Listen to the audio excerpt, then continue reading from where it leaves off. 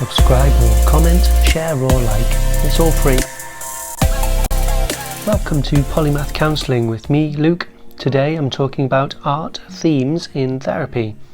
So, as part of our training to be humanistic counsellors, or like a person-centred approach of counselling, we're often encouraged to depict or draw a symbol of our journey on our course. Plenty of students and trainee counsellors can be asked to be creative, which can be nerve-wracking for some, as they might not have been tested in this way artistically for years or decades. Sometimes the art themes are done in lectures, or sometimes as part of emotional journals or in personal therapy.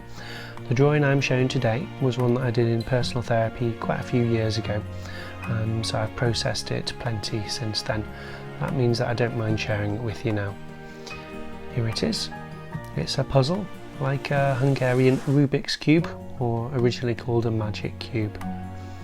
So I've drawn a summary of some of the main themes in my life that I was talking about in those therapy sessions, and put them into that puzzle. Because for me, there are quite a few factors making my issues a bit more complicated and more puzzling than usual. And I was trying to look at the different sections and the impact of each of these in my life. I couldn't think of theme number 6, so it's only in the last few days that it suddenly clicked, and I realised that the last section could have been this one.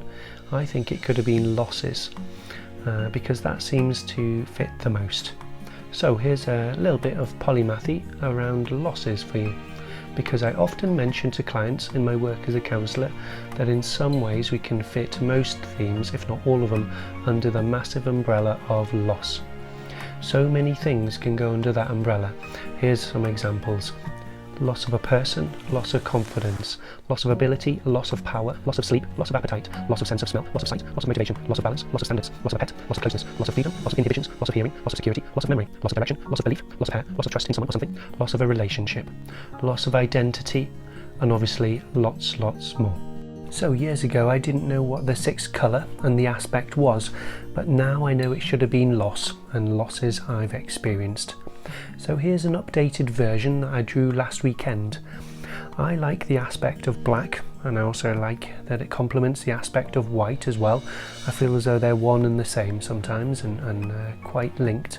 I'd also like to explain what I meant by Vanta Black, because a few years ago that I learned that there was a paint developed by some British people in Surrey called Surrey Nanosystems, and they developed a paint called Vanta Black, which stands for vertically aligned nanotechnology arrays, because it absorbs 99.965% of light. So that sounded impressive to me, and I feel as though that's sometimes how we can be absorbed by a difficult loss as well. So that's why last week made it really interesting for me, because I often talk about losses with my clients and how it can be difficult to explain to other people who may not have experienced such a loss, which was so absorbing, just like Vanta Black. Okay, on the whole, I'd say it's good to talk about these sort of things and explore, and to allow yourself to be creative with these sort of art themes, because they can help you sometimes to summarise, get some closure, or to help you to be a little bit more open and learn and discover. Take care anyway, and I'd encourage you to depict some things of your own, especially if they have been puzzling you. Good luck from Luke, and you're welcome to subscribe or like, comment or share. Take care from Polymath Counselling. Bye bye.